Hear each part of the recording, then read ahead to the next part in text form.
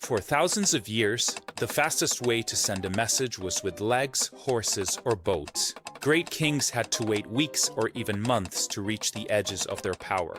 As Suetonius the historian reported in the 1st century, Julius Caesar was very often arriving before the messenger sent to announce his coming. It was a slow and inefficient world, until the telegraph turned information into pulses of energy. Its influence was every bit as significant as the printing press. It didn't just improve communication, it redefined it. Stock markets synchronized, wars were reported in real time, romances bloomed, and entire subcultures began to form. People who lived through the wire, with their own language and customs. The world got smaller, not physically, but mentally, politically, and emotionally.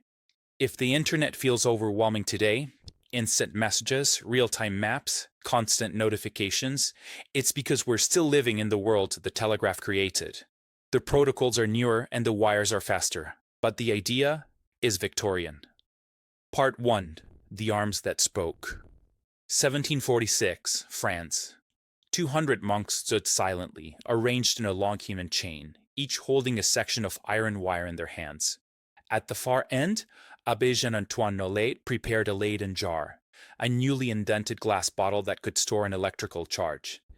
With one touch, the jar released its charge into the wire, shocking every single one of the monks at once. It was not pain that the scientist clergyman was after, but proof. The simultaneous reaction of the entire chain seemed to demonstrate that electricity could travel across more than a mile of wire without delay. Scientists across Europe continued to experiment with electricity's strange powers. But it was the French engineer Claude Chappe in 1791 who turned his attention to the problem of communication, not with electricity, but with signals of sight and sound. Chappe and his brothers started with a simple system based on synchronized accelerated clocks, with their faces divided into sections, each representing a number. When the pointer passed the intended number, the sender would make a sound by striking a metal object or firing a gun, and the receiver, at a distance of a few hundred meters, looking at his identical clock, would note the number. The system, while ingenious, proved too limited for long distances and too dependent on sound, so the Chappes began experimenting with large visible signals that could be read much farther away. They continued perfecting the system to what would become the semaphore telegraph, which used instead tall towers with large wooden arms on top. Like many early machines, it looked a bit human. The semaphore's arms moved like raised limbs, making purposeful signals, and contemporaries described it as an ingenious method to write in the air. With each position standing for a letter or number, the Chappe brothers could spell out messages from one tower to the next. Observers with telescopes at each station would watch the signals, copy the positions, and quickly pass the message along the line, allowing information to travel miles in a matter of minutes, faster than any horse or messenger. This geometric ballet allowed for 98 distinct configurations, with 92 active codes for letters, numbers, or syllables, and 6 reserved for special commands. The real breakthrough was linguistic. In terms of hardware, ropes, pulleys, and wooden beams, nothing new was invented. In 1793, Claude Chappe submitted his semaphore telegraph design to the National Convention, the governing body of revolutionary France, and pressed for an official trial. A line of 3 towers beginning in Belleville, then a small village outside Paris, spanning a total distance of 20 miles. In just 11 minutes, a message, albeit a dull one, was sent over the line. Donu has arrived here. He announced that the National Convention has just authorized his Committee of General Security to put seals on the papers of the deputies. Delivering that same message would have taken a walker nearly 7 hours, the fastest horse just over 1, and a modern car about 40 minutes. Soon after, construction began on much larger lines, and in 1795 it was used to report a French revolutionary victory over the Austrians within an hour of battle. A feat that sealed the telegraph's value. In the 1797 edition of the Encyclopaedia Britannica, one entry expressed a strikingly familiar technological optimism when describing the telegraph.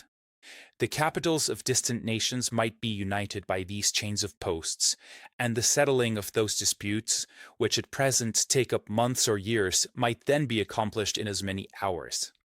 The author even suggested opening the network to paying customers. An establishment of telegraphs might then be made like that of the post, and instead of being an expense, it would produce a revenue.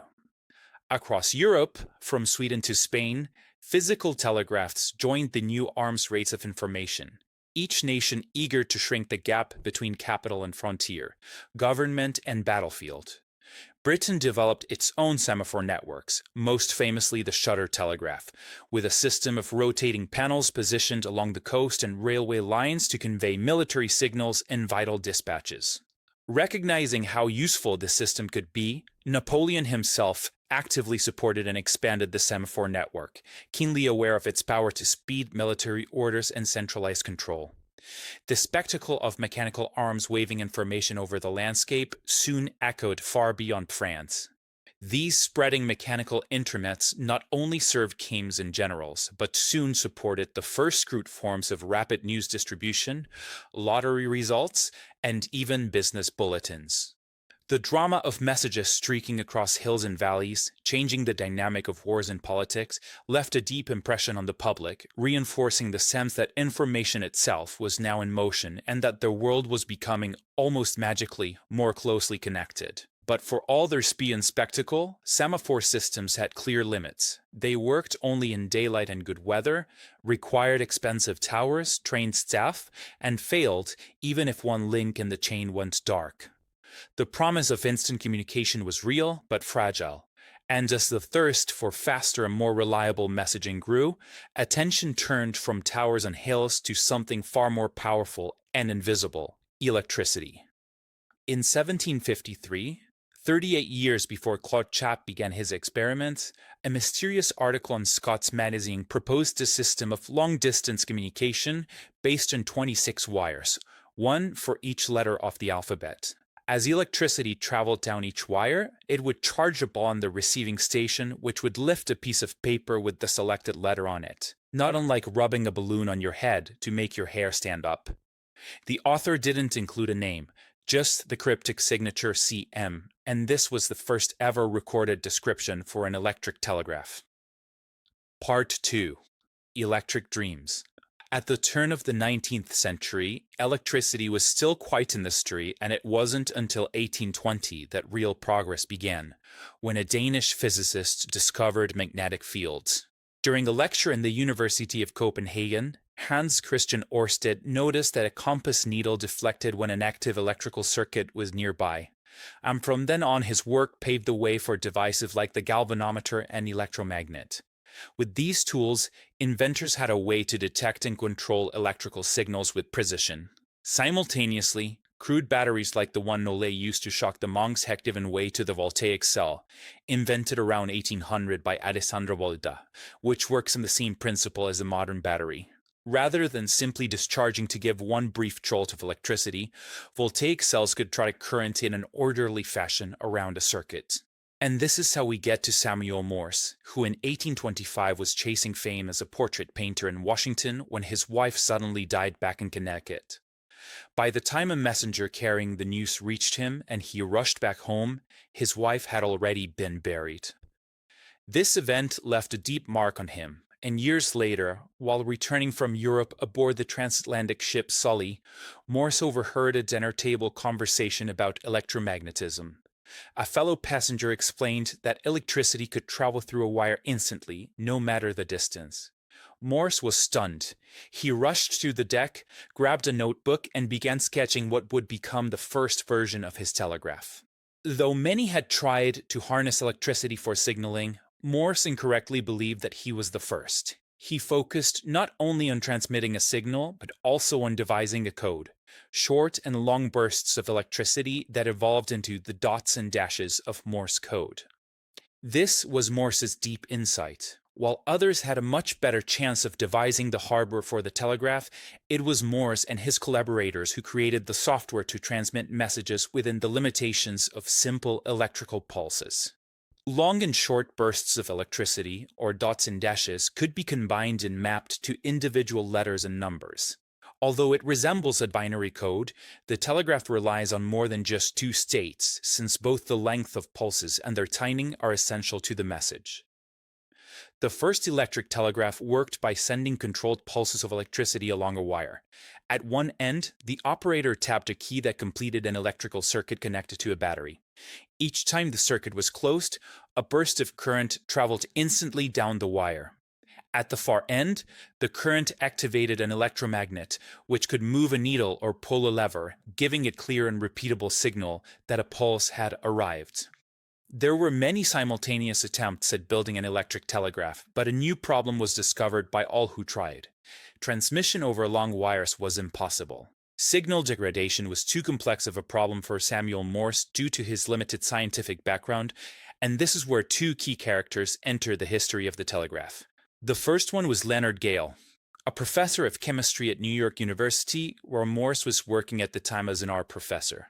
Gale, who was familiar with the work of Joseph Henry, an American physicist also working on electricity, suggested using several connected batteries to push signals across greater distances, rather than a single larger battery. And in 1837, Morse met Alfred Vail, a machinist who would become a collaborator and financial backer. After watching one of Morse's demonstrations, he began working on refining the device, removing many of its initial complexities. He developed the hand-operated Semin key and analyzed letter frequency by examining type cases at a New Jersey newspaper office. There, he counted 12,000 E's, 9,000 T's, and only 200 Z's. With this data, he and Morse streamlined the code, giving common letters the shortest signals, promoting T to a single dash, a change that ultimately saved billions of keystrokes. Long afterward, information theorists confirmed the brilliance of their system, showing it was 15% of the mathematically optimal arrangement for English text.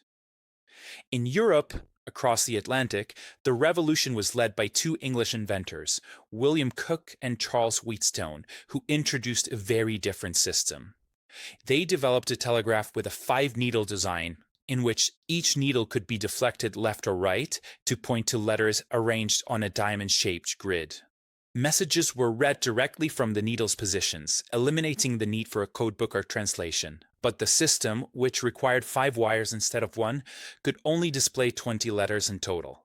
Operators would work around this limitation by spelling words phonetically.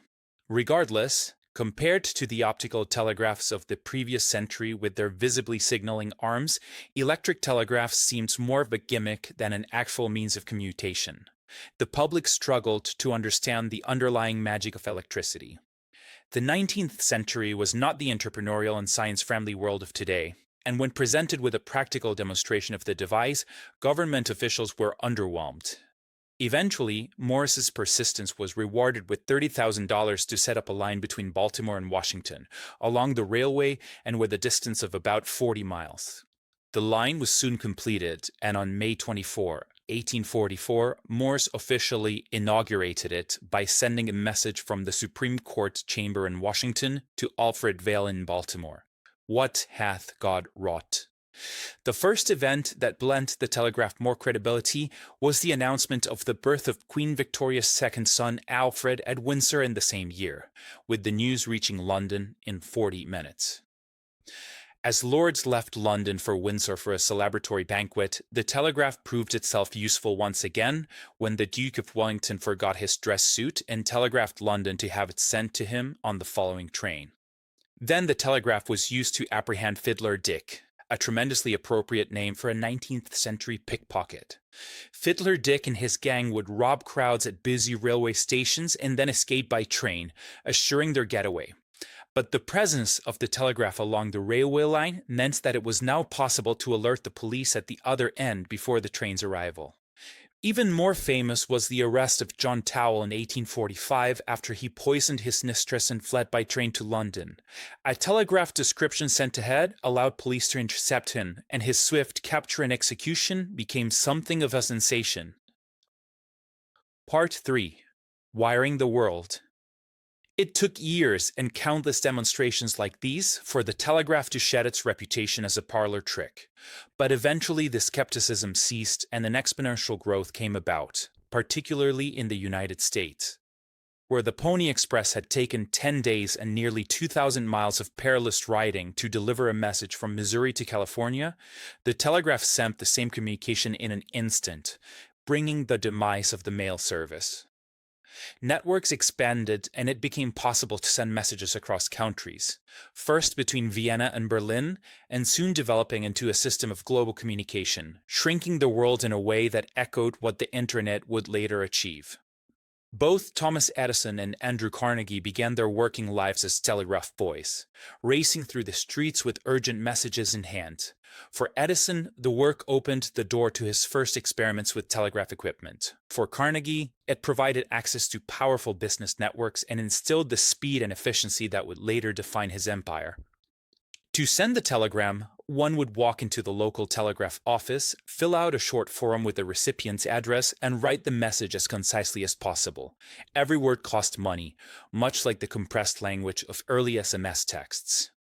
After handing the form to the clerk, the message was tapped out and relayed along a chain of telegraph offices until it reached the one closest to the recipient. There, it was written onto a slip of paper and delivered by one of these messenger boys directly to the door. If the recipient wished to reply, it could be sent back by the same route. The system worked well within cities and across land routes, but the real challenge lay in stretching these wires over greater distances. The first successful underwater cable was laid between Dover and Calais in 1851, linking England and France. Though the initial line was fragile and had to be improved after frequent breakages, it proved that the idea was viable. The feat was made possible due to a new material called gutta percha, a natural latex from a tree of the same name in Southeast Asia, replacing rubber, which deteriorates quickly underwater. The Paris-London connection laid the foundation for the bold dream of spanning the Atlantic, which Morse himself had predicted years earlier. If a narrow channel could be bridged, why not an ocean? Inventors, financiers, and governments soon rallied behind the prospect, recognizing that a transatlantic cable would tie together the old world and the new with unprecedented speed. The distance, however, was daunting, over 2,000 miles of ocean between Ireland and Newfoundland in Canada, with no knit point for repair or rest. In 1857, the first attempt began. Sections of the cable were loaded onto two ships which met in the middle of the Atlantic to splice the line before heading in opposite directions. But the cable snaps repeatedly, disappearing into the deep dark waters. After several frustrating breaks, the expedition was abandoned. The following year, another attempt was made. This time, the ships managed to connect Ireland and Newfoundland. Cheers erupted on both sides of the ocean when the first official message was transmitted, a telegram of congratulations from Queen Victoria to U.S. President James Buchanan. Newspapers hailed it as the eighth wonder of the world. But the triumph was short-lived. The cable's signals weakened, and within 3 weeks it failed completely. The dream of instant transatlantic communication seemed to have collapsed as quickly as it had begun. Investors pulled back, critics ridiculed the effort, and the project languished for several years. The breakthrough came with new technology and the Great Eastern, the largest vessel ever built, capable of carrying the entire cable in a single load. Its 1865 attempt ended when the line broke after more than 600 miles had been laid, but engineers marked the spot for recovery. Returning the next year with a stronger, better insulated cable, the ship finally succeeded. On July 27, 1866, the first permanent transatlantic telegraph link between Europe and North America was completed. The achievement transformed the world. Messages that once took weeks to cross the ocean by ship did now be sent in minutes. Diplomacy, trade, journalism, and personal correspondence were revolutionized. The Atlantic, once a great divide between continents, had become a bridge of wire and electricity, an early preview of the interconnected globe the internet would later create.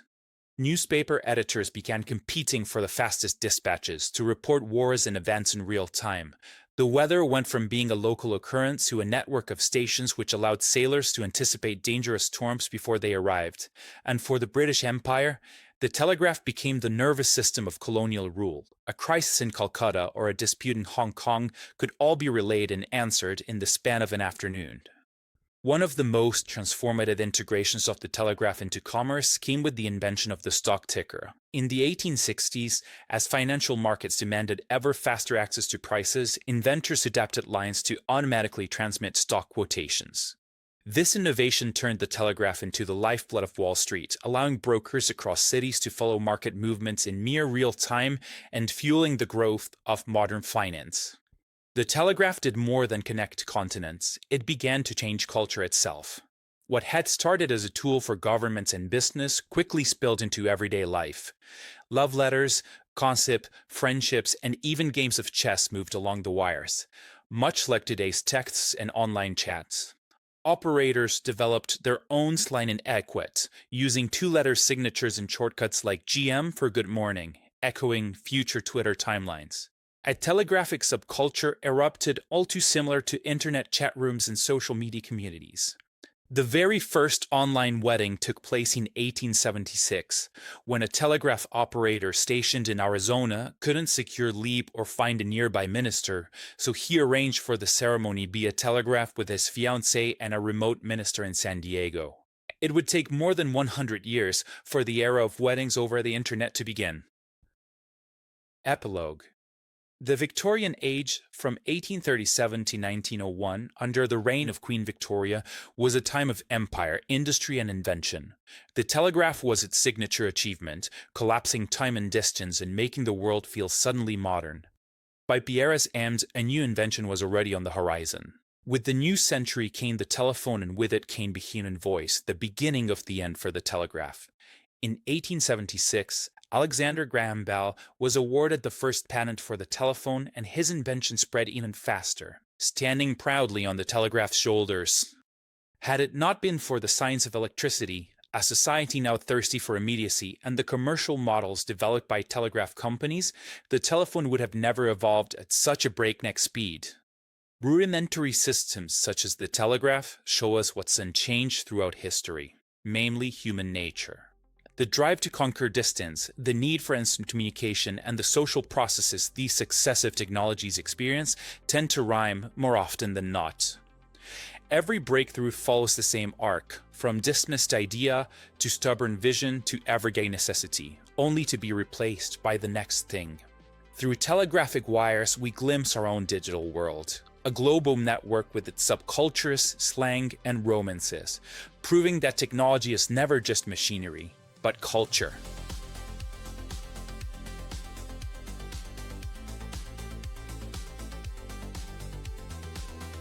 That was The Victorian Internet by Tom Standage, first published in 1998. Thank you for listening.